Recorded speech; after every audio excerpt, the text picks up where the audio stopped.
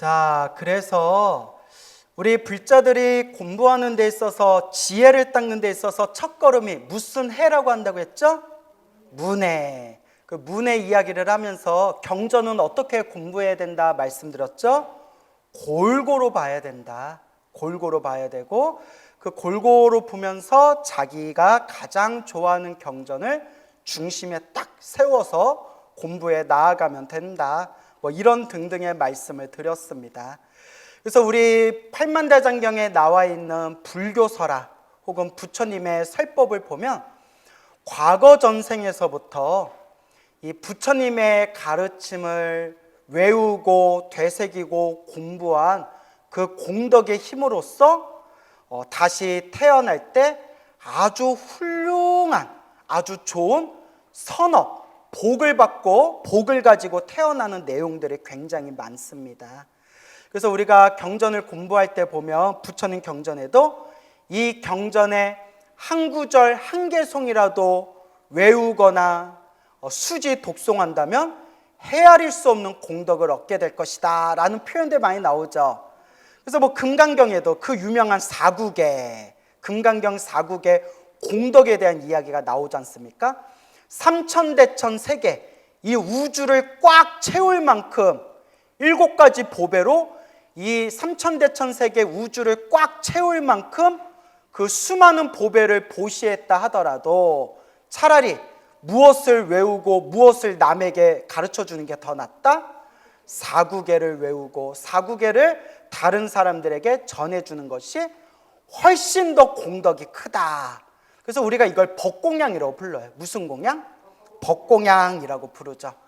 그래서 우리가 부처님 가르침을 공부하면서 이 부처님의 가르침, 부처님의 말씀 한 구절 한 개송만이라도 우리가 외우고 되새기는 것만으로도 크나큰 공덕을 쌓을 수가 있다. 근데 우리 불자님들을 보면 매일매일 천수경 외우고 반야심경 외우고 뭐 금강경을 외우거나 법화경을 사경하거나 지장경 기도하거나 이렇게 자기 자신만의 부처님 가르침, 부처님 말씀을 입으로 외우면서 독송하시거나 사경하시는 분들 있죠. 그 공덕이 얼마나 크겠어요. 엄청나게 크나큰 공덕을 얻게 됩니다. 하지만 그렇게 공덕을 잘 닦아도 볶아먹는 경우가 있대요. 이걸 많은 불자님들이 이런 부분에 대해서는 가만히 대화를 하거나 이렇게 하시는 말씀을 들어보면 다들 자기들이 절에 다니면서 복 지은 것만 생각하지 뭐 한 거는 생각 안 해요? 볶아먹는 건 생각 안 해요. 동감하십니까? 그러니까 내가 절에 가서 부처님 앞에서 절을 올리거나 기도하거나 쌀 올리거나 공양 올리거나 봉사하거나 내가 선업 공덕을 지은 거는 기억을 하는데 자기가 알게 모르게 볶아먹는 것은 기억을 못해요. 일부러 안 하는지. 그래서 이런 부분들, 그래서 제가 항상 불자님들께 드리는 말씀이 늘 복을 지어라, 복을 지어라, 복을 지어라 말씀드리면서 또 항상 드리는 얘기가 무엇을 까먹지 말아라? 복을 까먹지 말자라는 말씀을 많이 드렸잖아요. 석가모니 부처님 당시의 일입니다. 석가모니 부처님 아래 수행을 했던 어느 비구 스님 두 분이 이렇게 이제 길을 걷다가 길을 잃어서 깊은 산 속에 들어갔대요.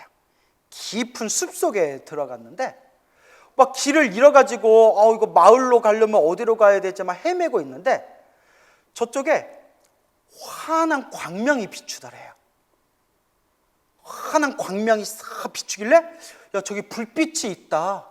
한번 가보자 하고 그 불빛을 향해서 그 비구 스님들이 걸어가는데 저기 웬 사람이 있는데 사람 몸에서 환한 맑고 깨끗한 광명이 나오더래요. 맑고 깨끗한 광명. 우와, 하늘에서 내려온 하늘의 신인가? 사람인가? 신인가? 저 사람은 어떤 존재이기에 저렇게 몸에서 환한 광명이 나올까? 막 그런 감동을 느끼며 감탄하면서 그 환한 광명으로 가까이 가다가 깜짝 놀라게 돼요. 쏘스라치게 놀랍대요. 왜냐?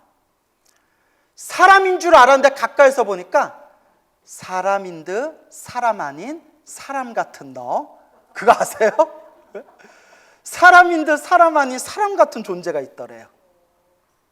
사람같이 생겼는데 온 그냥 몸뚱아리에 다른 얼굴들이 덕지덕지 붙어 있는데 소 얼굴, 말 얼굴, 개 얼굴, 원숭이 얼굴, 온갖 얼굴들이 몸에 덕지덕지 붙어 있는 귀신을 본 거예요. 수많은 다른 짐승들의 얼굴이 몸에 덕지덕지 붙어 있는데 환하고 깨끗한 황금빛 광명이 또 뿜어져 나오는 거예요. 좋은 거예요? 나쁜 거예요? 좋아요? 나빠요? 이걸 전문 용어로 뭐라고 해요? 야리끼리하다. 야리끼리하다. 야, 이거 좋은 거야, 안 좋은 거야? 너무 놀래가지고 비구스님들이 막 도망을 갔대요. 도망가다가 이제 그 숲을 빠져나와서 이제 마을로 들어가게 되고, 그 다음날 아침에 다시 부처님이 계신 사원으로 돌아가서 부처님 발 아래 합장하고 절을 올리고 공경 예배하면서 부처님께 질문을 드립니다. 부처님, 저희가 어제 길을 잃어서 깊은 숲을 헤매다가 어느 이상한 존재를 만났습니다. 온몸에서 황금빛 맑고 깨끗한 광명이 나왔는데 온몸에 서로 다른 짐승의 얼굴이 덕지덕지 붙어 있었습니다. 사람입니까? 귀신입니까? 어찌하여 몸에서는 황금빛 맑고 깨끗한 광명이 나오는데 어찌하여 몸뚱이는 저렇게 흉악한 것입니까? 부처님이 이미 다 꿰뚫어 보신 거예요. 부처님이 말씀하시기를, 이게 중요해요. 그대들이 봤던, 비구들이요, 그대들이 봤던 그 사람인 듯 사람 아닌 귀신같이 생긴 그 존재는 사실 머나먼 과거 전생 다른 부처님 시대 때 부처님의 가르침을, 부처님의 말씀을 열심히 공부하던 비구 스님이었다. 우리로 치면 강사 스님이셨던 거예요. 부처님의 가르침을 공부하고 부처님의 말씀을 널리 전한 강사 스님이었다. 그렇죠. 근데 궁금하시죠? 500원. 500원. 예. 그 500원 좀 걷어봐요. 예. 아니, 농담이에요. 예.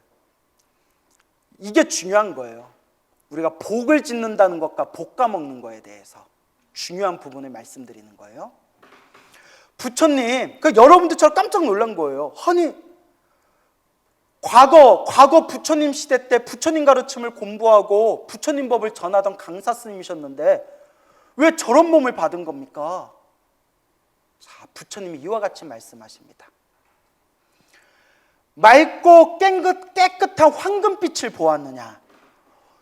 그 황금빛의 맑고 깨끗한 그 광명을 보았습니다. 부처님 가르침을 열심히 공부하고 부처님 가르침을 사람들에게 널리 전했기 때문에 이번 생 어떤 몸을 받았다? 맑고 깨끗한 황금빛 광명을 얻었대요. 그래서 우리 복 많은 사람들, 정말 막 잘 나가고 막 그냥 돈 많고 막 정말 막 부귀영화가 엄청 그 하늘을 찌릿한 듯한 사람이 딱 나타나면 우리 흔히 야 빛이 나 이런 얘기 우리 하잖아요. 그죠? 예, 야 빛이 나. 뭐 멀리서 봤는데 아우라가 달라. 그게 이제 복 많은 사람들이 그래요. 복이 많은 사람들은 멀리 있어도 막 빛이 반짝반짝하대요. 그래서 저도 스님도 가끔 보면 얼굴이 막 번쩍번쩍 하세요. 내가 개기름인가 내가 예, 이제 웃자고 그렇게 번쩍번쩍하는 사람들이 있잖아요. 물론 겉보기에는 꾀재재한데도 알고 봤더니 막 재벌 회장님이고 뭐 이런 일도 있지만 우리가 흔히 잘 나가는 사람들 보면 야 멀리서 봐도 빛이 나 뭐 이런 표현 쓰잖아요. 그러니까 이제 비유를 들어서 과거 전생에 부처님 말씀 공부를 열심히 하고 사람들한테 부처님 법을 전했기 때문에 맑고 밝은 깨끗한 황금색 광명을 얻었다는 거예요. 그런데 그 스님이 딱 하나 단점이 뭐였냐? 은근히 교만병이 있어가지고 자기 밑에 사람들한테 말을 함부로 했대요. 이른바 구어. 무슨 입으로 지너. 구어. 그래서 항상 밑에 사람들, 자기 제자들한테 말을 함부로 팍팍 말을 던졌는데, 말을 할 때마다 소새끼, 말새끼, 개새끼, 여우새끼, 원숭이 새끼, 이렇게 짐승의 이름을 대가면서 이 여우 머리야, 이 강아지 머리야, 이 원숭이 머리야, 이 말머리야, 이 소대가리야, 이런 식으로 사람들에게 혹은 공부하는 스님들에게 말을, 구업을 함부로 지었던 업보로 이번 생에 어떤 몸을 받았다? 자기가 입으로 지었던 업보대로 몸에 덕지덕지 짐승의 머리를 달고 있는 그런 아귀로 태어나게 되었다. 귀신, 아귀로 태어나게 된 것이다 라는 말씀을 하셨습니다. 무섭죠? 저도 이 얘기 처음 듣고 무섭더라고요. 만약에 그 강사 스님이 입으로 나쁜 구업을 짓지 않고 열심히 부처님 가르친 공부하고 열심히 사람들에게 그 법을 잘 설했던 공덕만 가지고 다음 생 몸을 받았으면 어땠을까요? 그렇죠. 황금색 밝고 깨끗한 광명을 갖춘, 복이 많고 공덕을 많이 닦은 그런 사람의 몸으로 다시 태어나거나 하늘색의 신으로 태어날 수도 있었을 텐데 입으로 그 복을 다 까먹었다는 거예요. 그러니까 부처님 가르침을 공부한 공덕은 공부한 공덕대로 환한 광명을 받았고, 입으로 지은 나쁜 업보는 입으로 지은 나쁜 업보대로 몸으로 그 나쁜 업보를 받았다는 겁니다. 그래서 이와 같이 부처님께서 인과법을 무섭게 여겨야 된다라고 말씀을 하셨던 겁니다. 이런 비슷한 얘기들이 또 많아요. 어느 스님이 계셨는데 이 스님이 머리를 깎고 출가하셨는데 머리가 너무 나쁜 거예요. 지독하게 머리가 나쁜 거예요. 그래서 사구계를 가르쳐 준대. 사구계. 4개 구절로 된 개송을 가르쳐 주는데, 사구계. 한 구절을 가르쳐 주며 두 구절을 가르쳐 주면, 한 구절을 가르쳐 주고 두 구절을 가르쳐 주면 첫 번째 구절을 잊어먹어요. 첫 번째 구절을 다시 가르쳐 주니까 몇 번째 구절을 잊어먹어요? 두 번째 구절을 잊어먹어요. 두 번째 구절을 다시 가르쳐 줬더니 또 뭘 잊어먹어요? 첫 번째 구절을 잊어먹어요. 그래서 몇 개월 동안 머리 깎고 출가해서 절에 있으면서 몇 구계를 못 외웠다? 4구계를 못 외웠대요. 하나를 가르쳐주면 뒤에 걸 잊어먹고, 뒤에 걸 가르쳐주면 또 앞에 걸 잊어먹고, 그래서 보다 못해서 나가라고 했대요. 나가라. 부처님 머리 깎은 출가 제자가 돼서 이렇게 살 바에야 부처님 가르침에 누를 끼치지 말고 그냥 나가라. 너는 지지리도 복이 없으니까 차라리 나가서 뭐라도 많이 닦아라. 복이라도 많이 닦아라. 막 엉엉 울었대요. 그 부처님이 이렇게 보고, 왜 우느냐? 저보고 나가래요. 누가 나가랬냐? 선배 스님들이 저보고 나가래요. 멍청하다고. 나의 제자인데 내가 나가라고 안 했는데 누가 너에게 나가라고 하겠느냐? 이리 오너라 하면서, 너는 복이 없으니까 복을 닦아야 된다. 네가 전생에 박복하게 살았기 때문에 부처님 말씀 한 구절도 외우지를 못하는 거다. 어떻게 복을 닦을까요? 항상 걸레를 들고 부처님 도량, 스님들도 수행하시는 도량 곳곳을 닦고 쓸고 닦고 쓸고, 이렇게 부처님 가르침을 닦고 쓸고 닦고 쓸어라. 예. 막 걸레 들고 이제 맨날 닦는 거예요. 법당 닦고, 부처님 앉으신 데 닦고, 스님들 방 닦고, 사찰 주변 닦고. 근데 이제 경에도 나오지만, 경전에도 나오지만, 부처님 도량, 법당을, 부처님 도량을 깨끗하게 청소하는 것은 큰 공덕을 얻게 된대요. 큰 공덕을 얻게 된대요. 왜냐? 이런 내용이 나와요. 부처님 도량에 스님들이, 비구 스님들이 수행만 한다고 다들 밖으로 나오지 않고 청소하지 않고 다들 앉아서 수행만 하고 있으니까 부처님 도량이 사원이 다 이렇게 지저분해졌대요. 더러워졌대요. 보다 못해서 부처님이 직접 빗자루를 들고 나오셔서 법당을 청소하셨대요. 그 비구스님들이 보니까 어떻게 돼요? 어유 부처님 고맙습니다 뭐 이래요? 우르르 뛰쳐나오면서 어유 스승님 세존이시여, 이런 게 있으면 저희한테 시키시지 왜 부처님이 이걸 직접 하십니까? 부처님이 딱 이렇게 얘기하세요. 그러니까 이제 좀 우리식대로 말을 살짝 바꾸면, 니들이 안 하니까 내가 한다.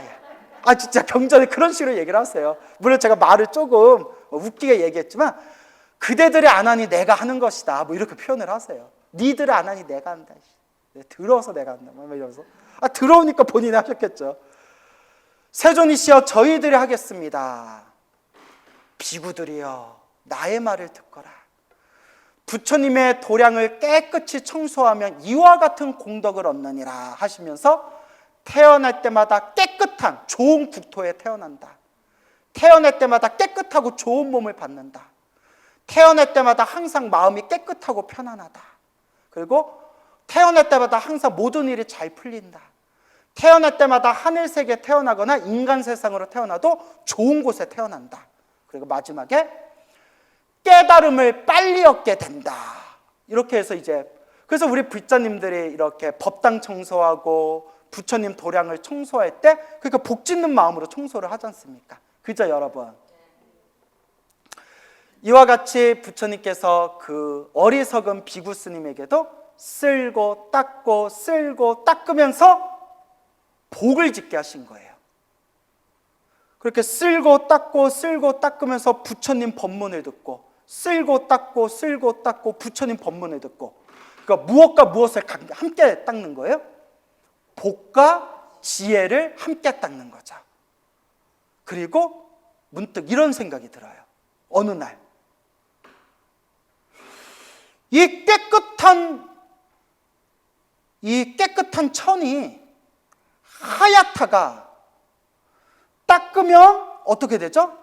더러워지고, 또 빨면 더러운 때가 또 사라지고, 또 하얗게 된 천을 닦으면 또 더러워지고, 또 빨면 또 깨끗해지고, 닦고 빨다 보면 결국 다 해져버리고, 결국 해져버리고 또 새로운 천을 가져와서 닦으면 또 더러워지고, 빨면 또 깨끗해지고, 그러다 또 빨고 닦고 하면 또 어떻게 되고?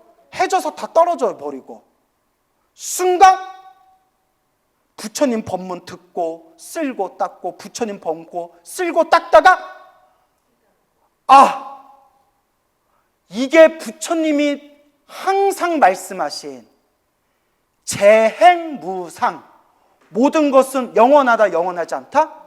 영원한 것이 없구나. 하였는데 더러워지고, 빠니까 깨끗해지고, 깨끗해졌는데 또 더러워지고, 영원해요 영원하지 않아요? 영원하지가 않아요. 아, 영원한 것이 없구나.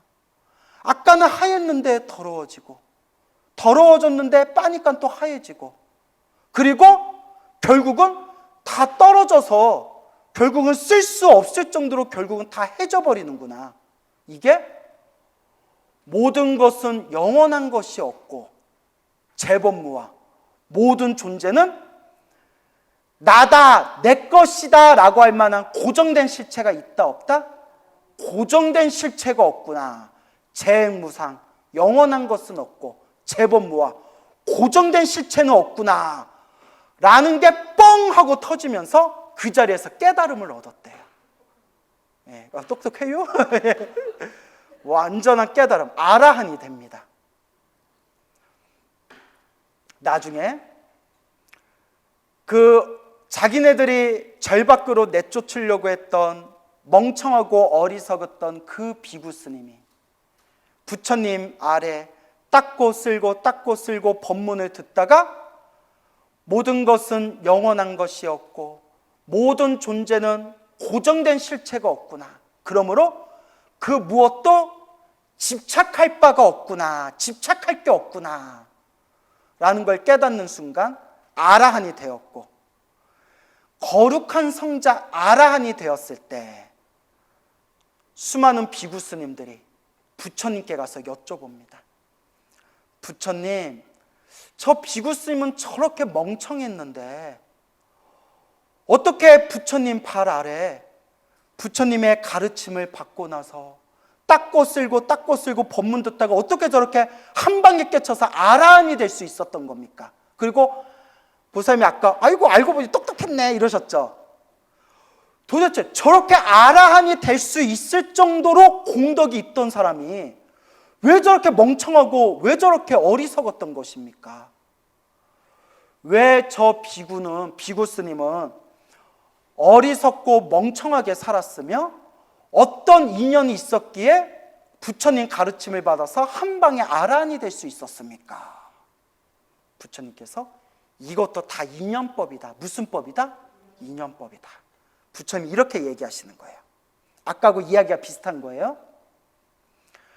저 비구는 수많은 과거 전생 다른 부처님 시대 때 석가모니 부처님 이전에 출연하셨던 부처님 시대를 과거불이라고 불러요. 무슨 불?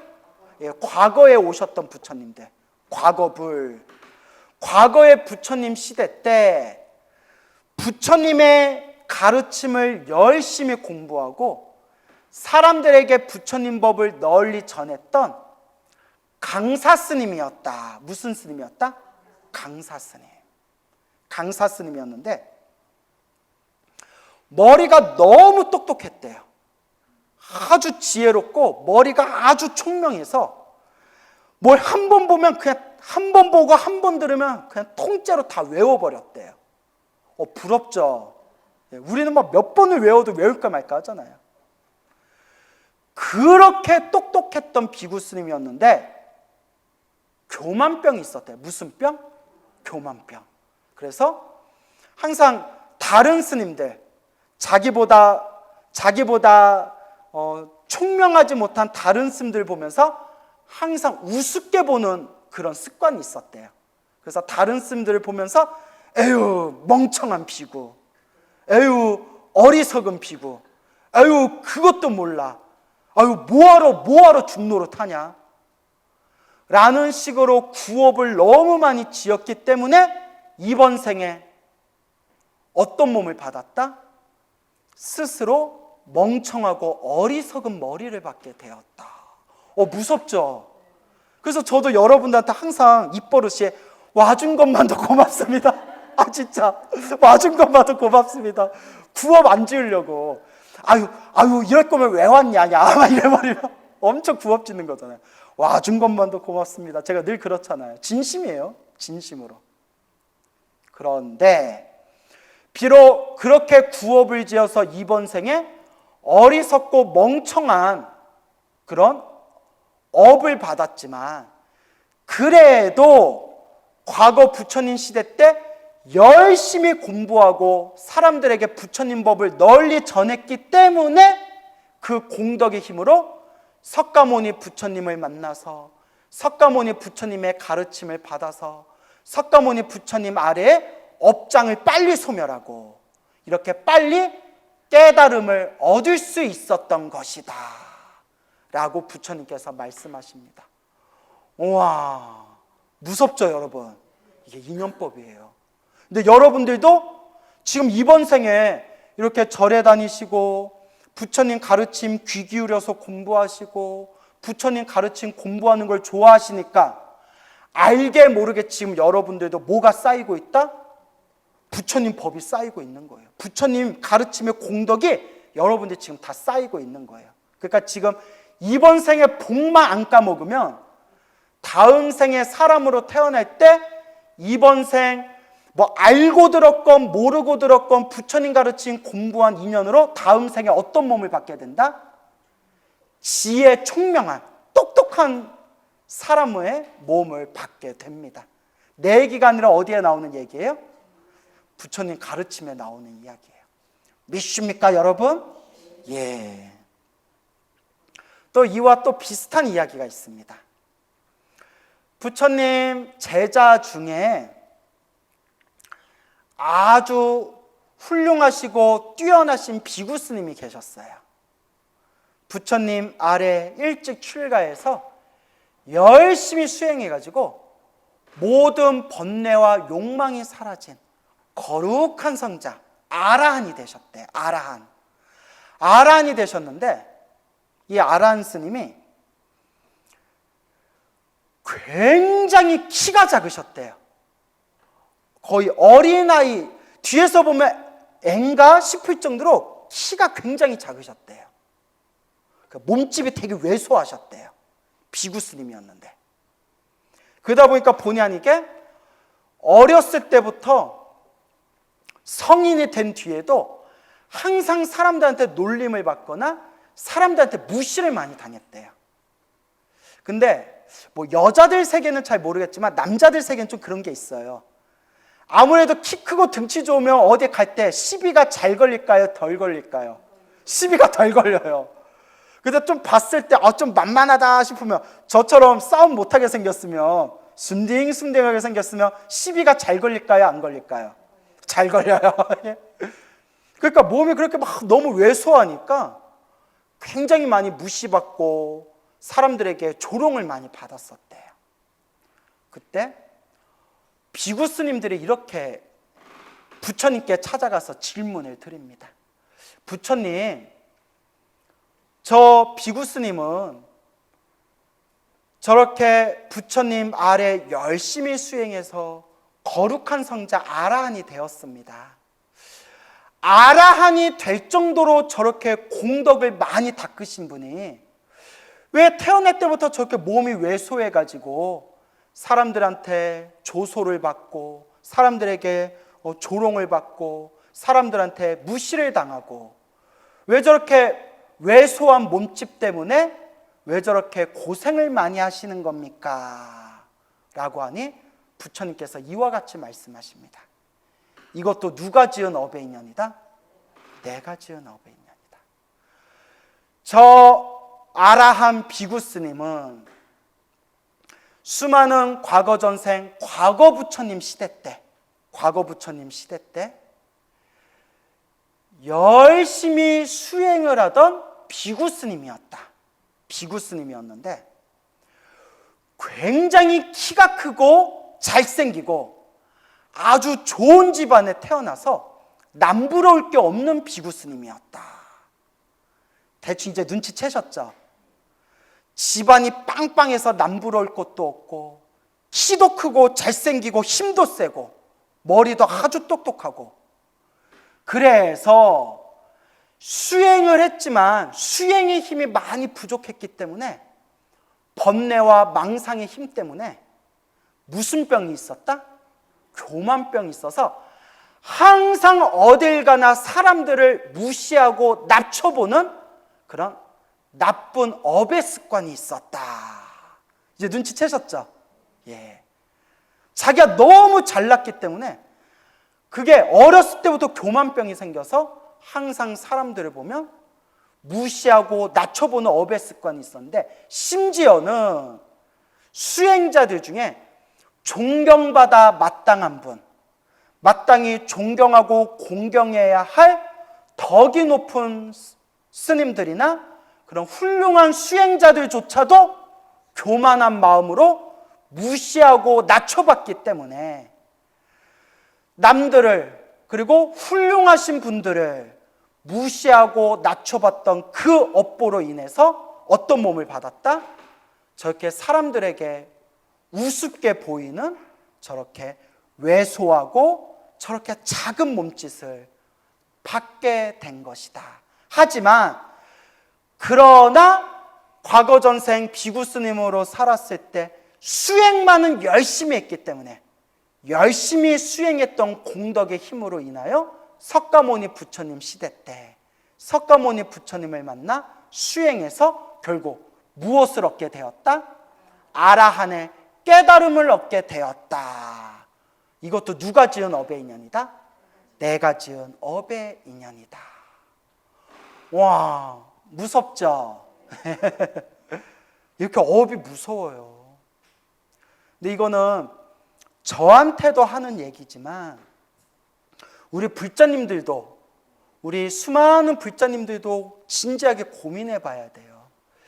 여러분들, 이건 우리한테 하는 얘기예요. 여러분, 불교는 나를 보는 거예요. 나를 보는 건데 우리한테 하는 얘기인데, 우리가 절에서는 열심히 기도하고 절에서 부처님께 열심히 부처님께 기도하고 복을 닦으면서도 절에서 기도는 열심히 하고 복은 열심히 닦으면서도 나 잘났다라는 생각으로 주변에 막 민폐 끼치고 자기 마음대로 성질 부리고 새로 오신 신도님이나 자기보다 조금 좀 부족하다 보이는 신도를 막 함부로 대하고 무시하는 그런 불자님들 있잖아요. 그렇죠? 분위기가 왜 그런 분들 있잖아요. 그러니까 절에서 부처님께 기도하면 기도하고 복을 지으면 복을 지은 대로 나한테 공덕이 되지만, 제가 아까 서두에 말씀드린 거, 우리 불자들은 희한하게 내가 복 지은 건 기억하는데 뭐 한 건 기억 못한다? 복 까먹는 건 기억을 안 해요. 유리한 것만 기억해요. 그래서 보살님, 알고 지은 죄업보다 모르고 지은 죄업이 더 무섭다고 했어요. 제가 저번 시간에 말씀드렸죠. 알고 지은 죄업은 내가 이러면 안 돼야지 하고 멈춰요. 모르고 지은 죄업은 자기가 잘못인 줄 모르니까 죽을 때까지 계속 그러다 죽는 거예요. 하지만 중요한 것은 결국 누가 닦아야 된다? 내가 닦아야 된다. 그래도 내가 과거 전생에 복이 있고 선업이 있어서 이번 생에 누구를 만났다? 부처님 법을 만났으니 이번 생 우리가 잘 닦아야 되겠다. 이런 마음이 일으키신다면 제가 부처님 인연법 이야기하는 게 제가 부처님의 인과 업보의 가르침을 이야기하고자 하는 제 의도에 딱 맞아떨어지는 거예요. 아시겠죠? 그러니까 보살님, 제가 응원 드릴게. 이번 생 잘 닦으세요. 그래요. 아유, 분위기 훈훈하네요. 그래요. 그래서 제가 하고 싶은 얘기가, 우리 보살님이 얘기하신 것처럼 결국 누구 탓이다? 내 탓이고 나한테 하는 얘기예요. 그래서 결국 누가 닦아야 된다? 내가 닦아야 된다. 그러면 여러분들이 이렇게 생각할 수 있을 거예요. 그러면 스님, 우리가 알게 모르게 지었던 내 업보가 있을 거 아닙니까? 그렇죠? 스님, 제가 알았으면 그렇게 안 했을 텐데 모르고 제가 볶아먹은 게 있을 거 아닙니까? 어떻게 해야 됩니까? 그래서 늘 말씀드리는 게, 거룩하신 부처님, 시작 없는 옛적부터 알고 지었건 모르고 지었건 탐욕과 성냄과 어리석음에 물들어 몸과 말과 생각으로 지은 이 모든 업보를 참회합니다. 부처님 잘못했습니다 라고 항상 참회 기도를 하는 거고, 그리고 항상 제가 참회 기도 마지막에는 부처님 법 만나서 감사합니다, 부처님 감사합니다 라고 늘 부처님의 감사하는 마음을 일으키고, 그리고 중요한 게 알게 모르게 내가 까먹은 복이 있을 수 있으니까 항상 복 까먹지 않게 항상 내 형편껏 무엇을 많이 지어야 된다? 복을 많이 지어야 된다. 그 부처님이 분명히 말씀하셨어요. 크게 받을 걸 어떻게 받을 수 있다? 작게 받을 수 있다. 그리고 열심히 연불해서 죽을 때 부처님 이름을 부르면서 죽을 수 있으면, 아미타불, 관세음보살, 지장보살 연불하면서 딱 죽을 수만 있으면 적어도 다음 생에 지옥, 악이 축생에는 안 떨어지고, 연불의 힘이 강한 사람들은 죽은 뒤에 자기가 원하는 세상에 좋은 몸으로 태어나거나 극락세계에 태어날 수 있다라고 분명히 부처님과 큰 스님들이 말씀하셨습니다. 제가 무엇을 말씀드린지 알겠죠? 그래서 항상 스스로를 바라보자. 스스로를 바라보고 늘 기도하고 연불하고 복과 선업과 공덕을 잘 닦읍시다 라는 말씀을 드리면서 오늘 여기서 마치겠습니다. 감사합니다.